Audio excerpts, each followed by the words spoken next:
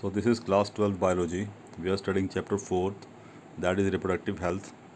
And in my last video, I discussed about the medical termination of pregnancy. And in this video, let us discuss about the sexually transmitted diseases. So talking about the sexually transmitted diseases, first of all, let us know what are the sexually transmitted diseases. So in this case, diseases or infections which are transmitted through sexual intercourse are collectively called as sexually transmitted diseases, or in short they are also called as STDs or venereal diseases और reproductive tract infections और in the bracket RTI भी बोलते हैं उनको. Example क्या हैं? गोनोरोहिया, साइफिल्स, जेनेशियल herpes, काइलेमाइडोमोडाइसिस, जेनेशियल wards और ट्रैकोमोनाइसिस, hepatitis B. These all are the example of sexually transmitted diseases. And of course, the most discussed infection in the recent year, that is HIV, leading to AIDS, and are some of the common STDs. So AIDS के बारे में बहुत ज़्यादा discussion हो चुका है और it is one of the dangerous diseases because there is no treatment available for AIDS. So some of the infections like hepatitis B and HIV can also be transmitted by sharing of injections and needles. अब क्योंकि blood के ज़रिए फैलते हैं ये infection ज़्यादातर, तो when some people who are taking drugs they share their injections और needles एक दूसरे को लगाते हैं वो लोग, तो वहाँ से भी ये इन्फेक्शन फैल जाते हैं. या फिर सर्जिकल इंस्ट्रूमेंट्स से अगर प्रॉपरली उनको अगर प्रॉपरली वो सर्जिकल इंस्ट्रूमेंट्स सैनिटाइज नहीं किए गए हैं तो उनसे फिर एक पर्सन से दूसरे पर्सन को फैलने के चांसेस होते हैं. इसलिए आपने देखा होगा कि कभी भी जो इंजेक्शन लगाते हैं वो एक ही इंजेक्शन की नीडल से दूसरे पर्सन को नहीं लगाया जाता. हर पर्सन के लिए अलग नीडल यूज़ की जाती है. आपको भी नोटिस करना ये चीज़.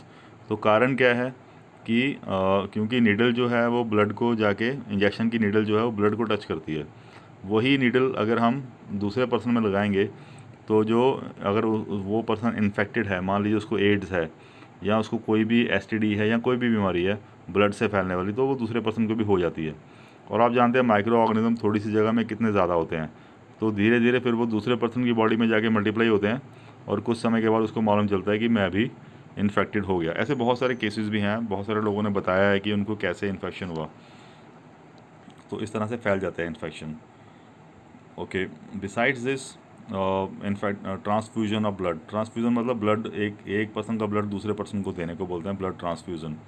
और from an infected mother to the foetus. So mother का और फीटस का जो ब्लड होता है वो एक दूसरे के संपर्क में रहता है. तो अगर मदर इन्फेक्टेड है तो बच्चा भी इन्फेक्टेड हो सकता है. Except for hepatitis B, genital herpes and HIV infections, other diseases are completely curable. So ये सारी जो डिजीज़ हैं hepatitis B, genital herpes and HIV, ये सारी वायरल हैं. सो वायरस का कोई ट्रीटमेंट नहीं है. लेकिन जो बाकी डिजीज़ हैं जैसे गोनोरोहिया और ट्राइकोमोनाइसिस ये सब बैक्टीरियल हैं, तो इसलिए इनका जो है ट्रीटमेंट अवेलेबल है. क्योंकि बैक्टीरिया का ट्रीटमेंट इंसान ने खोज लिया हुआ है बट वायरस का अभी नहीं खोजा गया. इसीलिए आपने देखा जैसे कोरोना वायरस है, हालांकि वो STD नहीं है, सेक्सुअली ट्रांसमिटेड डिजीज़ नहीं है, वो तो एक लंग इन्फेक्शन है, तो उसका भी ट्रीटमेंट कोई नहीं है because it is caused by the virus. So this all early symptom of most. अब क्या होता है कि सिम्टम्स क्या होते हैं पता नहीं कैसे चलता है कि हमको ये कोई प्रॉब्लम है. So early symptom of most of these are minor and including headache. Okay, minor pain या headache, not headache, itching means खुजली होना, ठीक है, एंड फ्लूइड डिस्चार्ज या कुछ फ्लूइड वगैरह आना, slight pain, swelling etcetera. So in the genital area. Okay, infected females. In females में क्या होता है कि फीमेल्स का क्योंकि जो रिप्रोडक्टिव सिस्टम है बॉडी के अंदर है, तो बहुत बार उनको पता ही नहीं चलता, और जब पता चलता है तो फिर वो बहुत ज़्यादा फैल गया होता है, इन्फेक्शन पूरी बॉडी में फैल गया होता है, तो तब तक काफ़ी देर हो चुकी होती है. सो मे ऑफन भी एसिम्प्टोमेटिक, मतलब कोई एसिम्प्टोमेटिक मतलब कोई सिम्टम नहीं है, पता ही नहीं चलेगा. Okay, and hence may remain undetected for long. Absence of these significant symptoms in the early stages of infections and the social stigma attached to the STD deter the infected person from going for the timely detection and proper treatment।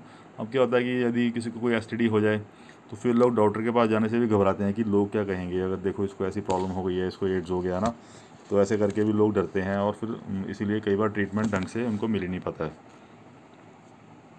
So hence these diseases they remain undetected. Okay, और absence of less significant symptoms in the early stages of infections and social stigma, ये सब हो गया।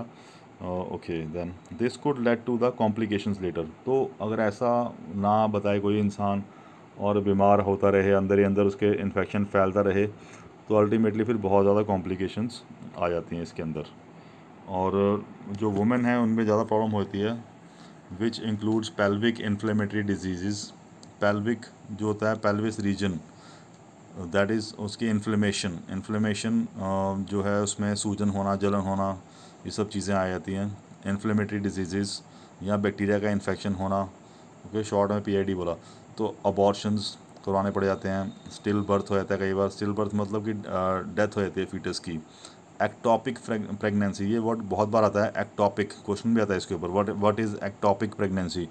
तो pregnancy that takes place in the fallopian tube. कई बार क्या होता है कि फेलोपियन ट्यूब में होती है फर्टिलाइजेशन, तो उसके बाद जो होता है जाइगोट, उसको ट्रैवल करना होता है यूट्रस तक, और वहाँ यूट्रस में इम्प्लांटेशन होती है।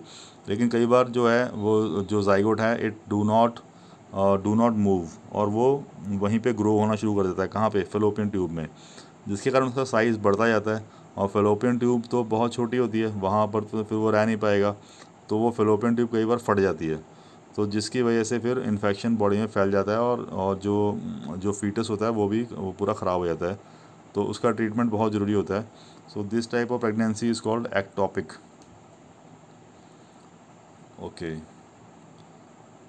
सो एक्टॉपिक प्रेगनेंसीज इनफर्टिलिटी भी हो जाती है कई बार एसटीडी की वजह से, और इवन कैंसर भी हो जाता है of the reproductive tract. Cancer of the reproductive tract, reproductive organ का कैंसर बॉडी के किसी भी पार्ट में हो सकता है। STDs are the major threat to a healthy society. Therefore, the prevention of and early detection and cure of these diseases are the prime consideration under the reproductive health care. That is why, तो इन disease को treat करना, इनको, क्योंकि reproduction होगा तभी next generation आएगी, सो इसीलिए इनको जो है, और मोस्ट वनरेबल क्या है, मोस्ट वनरेबल ग्रुप जो है ये 15 to 24 ईयर्स वाले जो होते हैं, इनको ज़्यादा चांसेस होते हैं इस तरह के इन्फेक्शन में आने के। सो क्या करना चाहिए इनको अवॉइड करने के लिए? सबसे पहले तो avoid sex with unknown partners, multiple partners.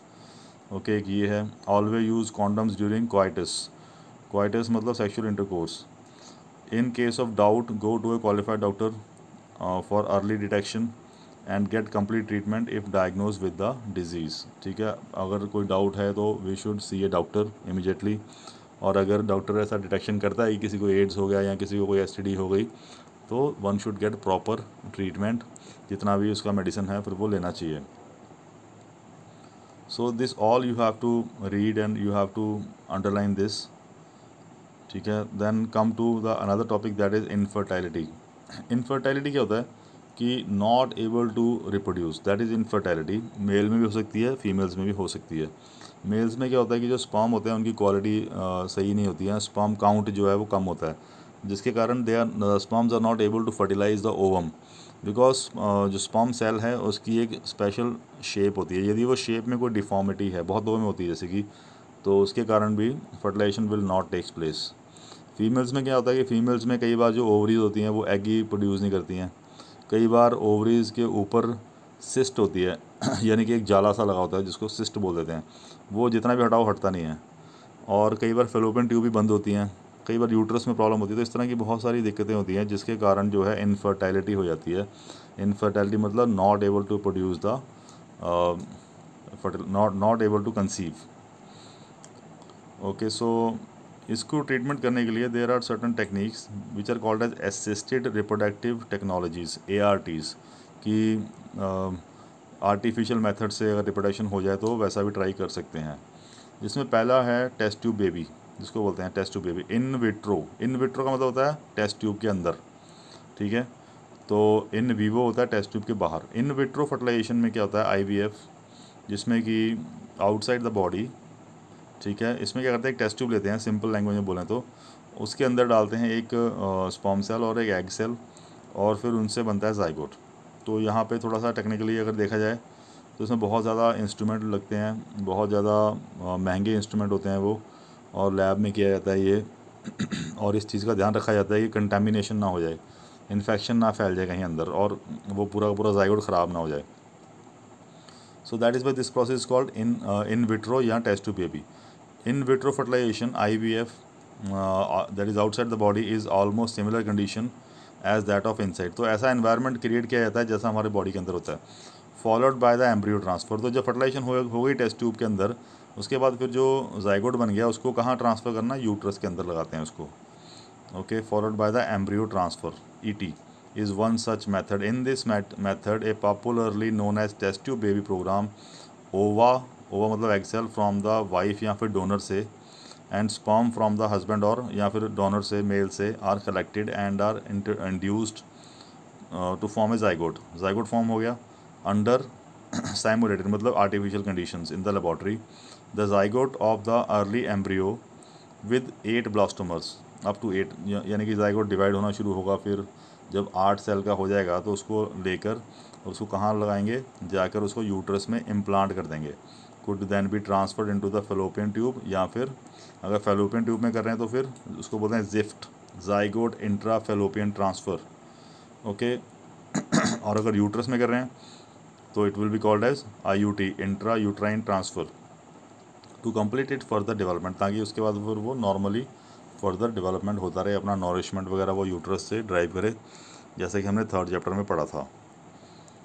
Okay, similarly embryo formed by in vivo fertilization, fusion of gametes within the female also could be used for such transfer to assist those female who can not conceive. So कई बार क्या होता है कि कुछ किसी और female के का सिस्टम यूज़ करके उसमें जाइगोट बनाया, फिर वो जाइगोट वहाँ से लिया और उसको दूसरी फीमेल में ट्रांसफ़र कर दिया, that is called as in vivo technique. तो इसको हम नहीं ले रहे अभी, इसको आप फ़िलहाल छोड़ दीजिए, हम यहाँ तक ही करते हैं इंट्रा यूट्राइन ट्रांसफ़र तक, क्योंकि फिर ये और भी कन्फ्यूज़न हो जाएगी यहाँ पे। Okay, so that was the test tube baby. उसके बाद गैमेट्स जो हैं, transfer of an ovum collected from the donor into the fallopian tube, okay, that is called as GIFT, that is gamete intrafallopian transfer, क्योंकि इसमें सिर्फ एक ही ovum ही ले रहे हैं, गैमेट ले रहे हैं ना, of another female who can not produce one. कई बार क्या होता है कि फीमेल्स में they can not produce the egg cell, तो फिर वो एग सेल हम ले लेते हैं और उसको हम फेलोपियन ट्यूब में इंट्रोड्यूस कर देते हैं। तो यदि उसको स्पर्म सेल मिलते हैं तो वहाँ पे फिर वो फर्टिलाइजेशन हो जाएगी, देन नॉर्मल डेवलपमेंट फिर उसके आगे अपने आप चलेगा। Of another female who can not produce one but can produce suitable environment for fertilization and further development is another method attempted. Okay, so this is called as gamete intrafallopian transfer. So कई बार this is called as intracytoplasmic sperm injection. तो किसी भी technique से यानी कि fertilisation अगर achieve हो तो वो सारी की सारी टेक्निक साइंटिस्ट ने ट्राई कर रखी हैं और उसको अलग अलग नाम दे रखे हैं। Okay, so that is why there are so many. One is intracytoplasmic sperm injection, ICSI। तो इसमें क्या करते हैं, कई बार जो स्पर्म सेल होते हैं वो एग को नहीं कर पा रहे फर्टिलाइज, तो इसीलिए स्पर्म सेल को एग सेल में इंट्रोड्यूस किया जाता है। Okay, that is called as intracytoplasmic sperm injection is another specialized procedure to form an embryo in the laboratory in which a sperm is directly inserted or directly injected into the ovum. Okay, that is why its name is intracytoplasmic sperm injection. Okay, so another technique is artificial insemination. Artificial insemination में क्या होता है कि in this technique the sperm collected either from the husband or from a donor is artificially introduced either into the vagina or into the uterus. So that is called as intrauterine insemination. Okay, so there are so many options, but all these techniques जो हैं जितने भी, एक तो ये बड़ी expensive होती हैं, दूसरा they also require extremely high precision मतलब accuracy, handling by specialize professionals and expensive instrumentation इसमें यूज़ होते हैं। सो देयरफॉर 4-5-10 लाख रुपए खर्चा इसमें आ जाता है, ये नॉर्मल बात होती है इसमें। Therefore these facilities are presently available only in very few countries. खैर अभी तो इंडिया में भी हैं ये सारी की सारी फैसिलिटीज़, बट फिर भी इसमें बड़े सारे क्वेश्चन भी हैं कि क्या ये सही है ऐसा करना, इसमें रिलीजियस क्वेश्चन भी हैं, सोशल क्वेश्चन भी हैं। ओके, तो लेकिन एक मेथड जो है वो इस तरह के पेरेंट के लिए ये है कि they can adopt any child. अगर वो नहीं कर पा रहे हैं, अगर उनका नहीं हो रहा है, फीटस नहीं हो रहा, फर्टिलाइजेशन नहीं हो रही, कुछ ऐसी प्रॉब्लम आ रही है, तो they can always go for legal adoption. Okay, क्योंकि बहुत सारे ऐसे बच्चे होते हैं जिनके माँ बाप नहीं होते हैं, तो उनको they can take these children. So our laws permit legal adoption, and it is yet one of the best method for couples looking for parenthood. Okay, so this ends our chapter here. So in my next video we will discuss about the question answers.